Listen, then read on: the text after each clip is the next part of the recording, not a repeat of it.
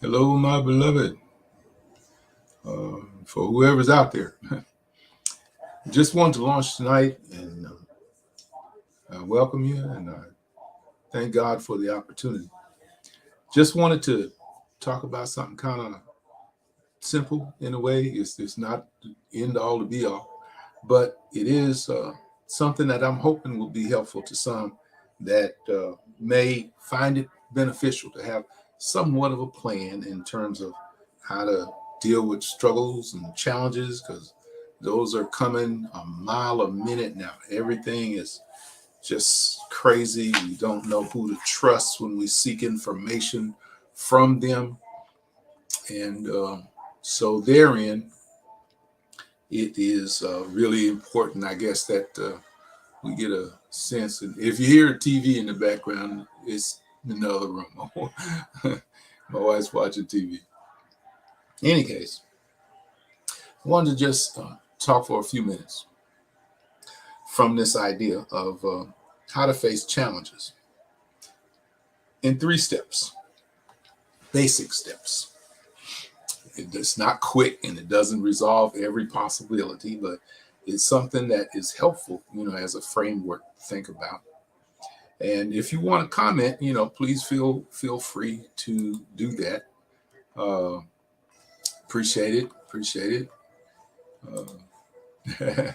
Anyway, uh, as a way of introducing this whole thing, let me put it this way.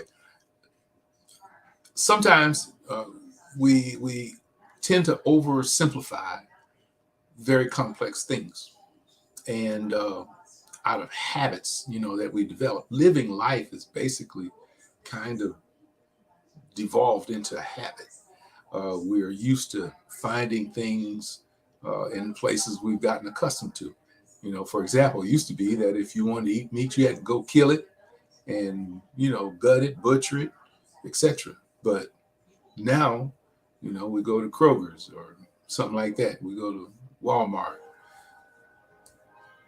But that's not where, that stuff really is. So I guess I'm really just trying to say that life in and of itself is a challenge just by the nature of what it is. And the closer you look at the facts and in terms of what life consists of, you'll find that it's not personal necessarily. Now somebody might make it personal, but it's really not personal.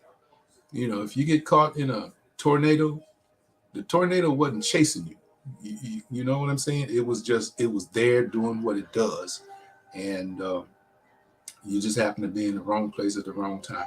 That again is an oversimplification, but it does point to the fact that a lot of times we internalize, we personalize things, we get emotional, and that usually doesn't help. It usually complicates things. So, as an overview, and that's the overview.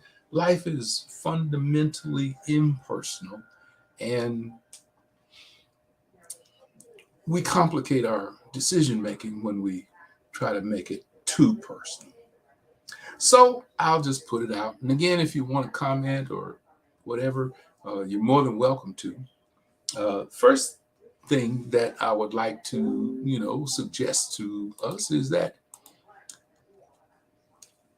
you have to develop a habit of assessing the challenge, study it, learn about it, figure out what it comes from, what it's made of, what sustains it.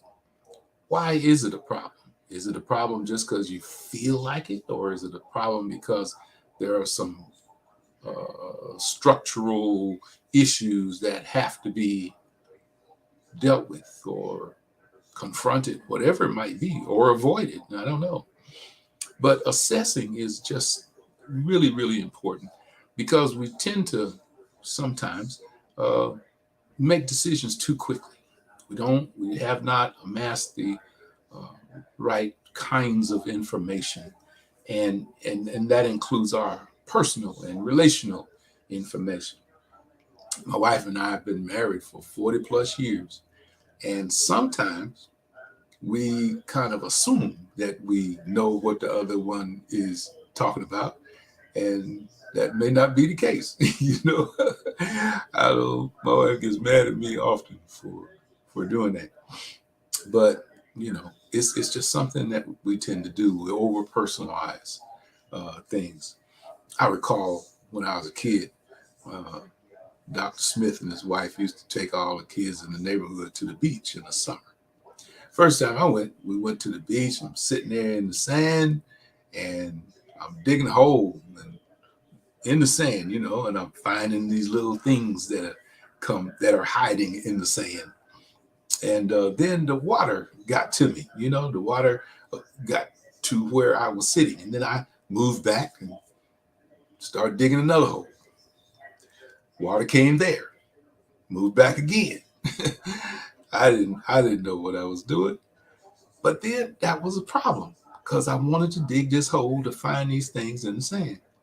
So then I decided, okay, well, the water keeps coming closer and closer. Let me just move out of the water altogether. So I moved up to where the sand was dry. Now, as most of you would know, to dig in wet sand is different than to dig in dry sand. Problems evolve, they change, and that's part of life. And to understand them, you have to try and work out how you clearly define it. So with the sand issue, you can't dig in wet sand and dry sand the same. And the things that are living in wet sand aren't in the dry sand. You know what I'm saying? So you got to, think about all the factors involved. And if there's something that is odd, unusual, you got to clarify it. Clarify it. That's very important. Because the only thing that really I'm saying is that learning is the only thing we do in life is learn. Because, hey, I'm testifying. I'm learning how to be old because it didn't come with a book. There was no instructions. They didn't tell you all these different things going to happen to you when they do. But getting back to assessment, come at issues with a thirst to understand it first, and then identify those aspects of it that can be addressed. And then next, I would suggest that decide after you've developed some information, you kind of laid it out, at least in your mind, or if you can write it down, it'd be even better. You lay it out, decide what exactly is the challenge. Decide what's important in the information you've gathered, what's relevant. Decide what's not important. You got to decide. And this whole area, in terms of making a decision, is that's the most difficult part. But at the same time, if you stick just to the facts that you identify, male, female, young, old, we're all in the same boat. Some people just don't know it. But that portion of it is how to best get to a decision that can make sense and that you can learn from. Figure out what is the problem, why is it a problem, and what can be done to address it. Once you've kind of laid out some possible solutions, probable solutions, impossible solutions, once you've kind of gotten a sense that what you're working with is clearer to address, then it's easier, as again part of that assessment, to assess what those solutions look like. Where are they? How do you find them? How do you access them? Do you need help doing that? And if you do, where? What help do you need?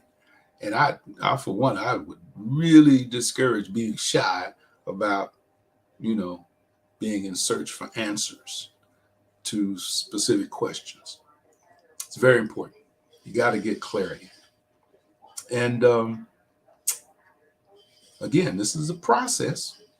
It's a process of collection and elimination. When you get to the end of this process, you can tell because you have no more to add, you have no more to take away. And now you have a good foundation from which to make a decision. And the very next step is do something. Do what the facts show you. Do something. In many congregations, Christian and otherwise, we spend a lot of time talking about problems, imagining things about the problem, guessing at who or what is a cause or what is that issue. All those things, just waste of time. Do the work, investigate it, find out what is a realistic and workable solution, and then do it. Get on it. Don't hesitate. Don't keep dragging it out unless that helps you clarify. But bottom line, once you have a good idea as to what it is you want to or need to do, then get at doing it. Because it probably is not going to fix it right away. So you're going to have to persist. Be persistent about achieving the goal that you want to achieve. I like to combine patience and persistence because no point being in a big hurry, but at the same time, be in a hurry enough not to let it go. Patient persistence can pay a lot. So the adage ADD is exactly that. When a problem arises, assess it. Draw some, get some information, figure out what it is. Why is it a problem? And then decide what makes it a problem. Because in this decision part, basically, you're defining what the problem is exactly. You want to get as close to possible as defining what the problem is. Once you've defined it, then it's much easier to come up with possible solutions. And the beauty of all of that is that if the solution works, praise the Lord. You've got something going. If it doesn't work, praise the Lord. You learned something. Now you got to figure out why did it not work. And there again, you're going through the same process. Assess, decide, then do. Whether it's in the church, whether it's on the street. And believe me, a lot of our tradition has it that the church doesn't belong in the street. That's completely wrong. Wrong. Missions, which is an issue for me. Missions, especially in many Black churches, is negligent. It's not there. And then as a result, what missional thinking can bring to bear is also not there. So we tend to isolate, we silo, we avoid one another.